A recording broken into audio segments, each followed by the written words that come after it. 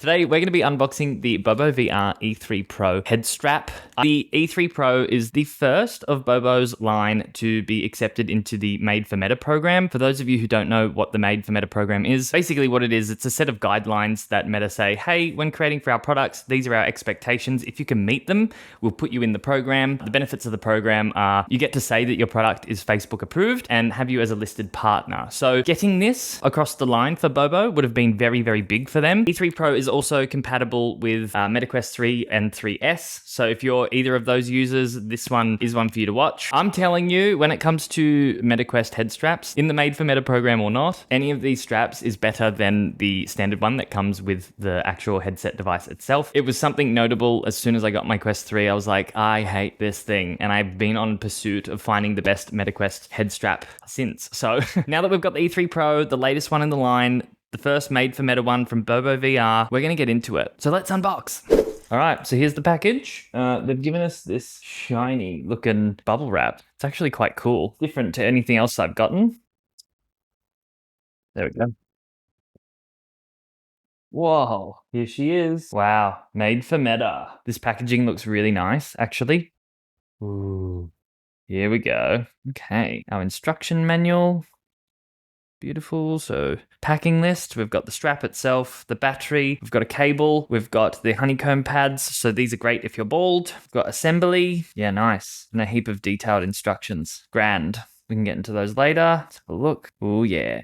This is eerily similar of the Kiwi design vibes. It looks like they've got a really nice, thin, refined padding though. This feels ultra comfy as well. Oh my gosh. Yep. We've got that similar Velcro design that the M3 Pro has. And then here, we've got where the battery connects. So we'll get the battery out shortly and have a look at all of that. But then if we move over to the actual head strap itself, so we've got it here with our click wheel. Yeah, that's pretty standard.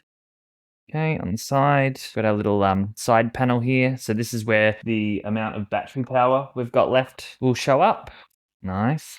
That obviously clips in there. All right, why don't we start assembling? Pretty intuitive. It is not my first rodeo, so that clipped in super easy. Don't know about this cable. These cablings actually are something that I do find a little bit irritating, particularly like with all of the extra dangly bits.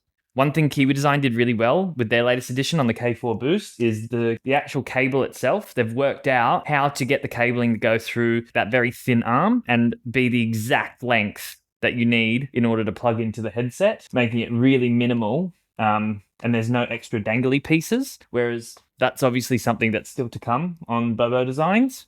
I'm sure I can wangle this around in some way to make it more inconspicuous, but yeah, I don't love all of the cabling. Just makes it look a little bit more like blah, you know? Anyway. So there's the head strap in its assembled form. So there is quite a bit of rotation there. Does it go back the other way? Oh, yes. So Bobo have kept the full rotation. I like that. By having the hinges do that full rotation, it allows you to be a bit more dynamic with the placement of the cradle on the back of your head. And as I was explaining in my BOBOVR M3 Pro review, when bending these back down like that, slightly lowering the rotation a little bit more down the back of my head for my head shape actually feels a lot more comfortable for me. And the drawback of the Kiwi Design ones is the rotation actually only goes up. It doesn't actually go down. So Kiwi stopped there, but it looks like Bobo have kept that feature and I'm really happy for that because it is a great one. Now when we look at this as well, we've got our headphone jack under there. I don't even own a pair of cabled headphones anymore, so I won't be using that. I also have the Quest 3, so there's no need for me to use it. But yeah, overall quite sexy. Here's our honeycomb patch. Pretty sure there should be two of those. There was two on the with the M3 Pro, but never mind. Okay, this will reveal our battery. Okay, got our cable on top. This appears to be USB-C to USB-C. That's great. For the battery as well, we've got a little instruction manual and details. All right, whoa. Immediately, this feels quite heavy, actually. And I'm going to go and grab, I can't help myself, I've got to go and grab the M3 Pro battery just to compare. Okay, here she is, my beloved M3 Pro, the battery. So let's grab that. When comparing this, so this is the M3 Pro battery, this is the E3 Pro battery, this is significantly heavier. You can immediately feel it. I'm guessing that's because this battery has more capacity. They've obviously had to add more lithium or whatever it is in batteries that makes it heavy. Ooh, they're sticking together. Ooh. Yeah, the E3 Pro battery is way heavier. Interesting. Pop that back on. If you haven't seen my M3 Pro review, by the way, go and check it out. It'll be linked in the description. Okay, back to E3 Pro. Okay, let's go and plug that on. Okay, we got a beep. Oh, look, we've got 31% battery. Cool, so it's got a little bit of charge. Just noting as well, the smoothness of the plastic on this is really, really beautiful. If you have a look at these two side by side, I don't know if you can see it on the camera. This has got more of a shiny plastic. This is more of a really smooth matte finish. Super beautiful, actually. Weight check. Yeah, you can feel that little bit of extra heaviness, that extra 15 grams. I believe the BOBOVR is about 430 grams. This one is 445 grams. And holding it here, I can definitely feel it. So this is everything we get in the box. Let's get rid of some of this packaging. Got our instruction manual, honeycomb patch. We've got the box, the strap itself. Once assembled, got the battery, we've got our cable. Beautiful. Obviously next, we're gonna put this bad boy on the Quest 3 and see how it goes. Sorry, K4 Boost, you're out of here. The K4 Boost, I will say, is a really nice head strap. Wait till you guys see my review on this as well. Kiwi Designer also, doing really well when it comes to thinking of the customer and enhancing your experience. But for now, K4 can take a back seat. E3 Pro, let's go.